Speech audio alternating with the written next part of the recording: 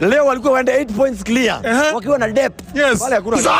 Wagwan. Tumeona Arsenal wametona Liverpool pale Emirates Stadium Yes. Game imekuaje? Game imekuwa tamu. Yeah. Hatujafurahi sana.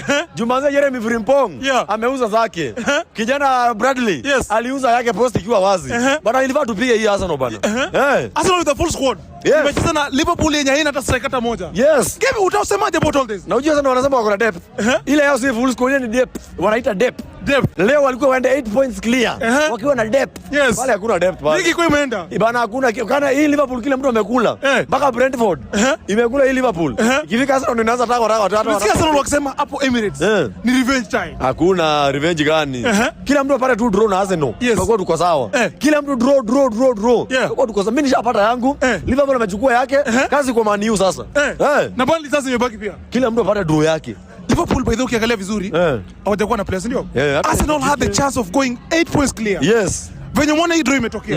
Do you think that there is a chance Arsenal might bottle this Premier League title again? A very big chance. A very big chance. No Isak, no Ekitike, no Mohamed Salah. Liverpool bado ifungwi. Bana Arsenal iko down. Nimekuwa kwa hii game. Kitu imenibamba ni ati Arsenal wameshindwa kufunga Liverpool. Ndio inanipea hopes kuniambia kuwa Arsenal bado ni ile. Kumbe hajabadilika, ni uoga wametuuzia. Na wamesema kila kitu. Pale hakuna kazi pale. Hii Liverpool ile tulipika na mtoto wa 18 years, hajafikisha 18 17. Basi Arsenal tunawaambia nini basi? Bana Arsenal, you are going to bottle again.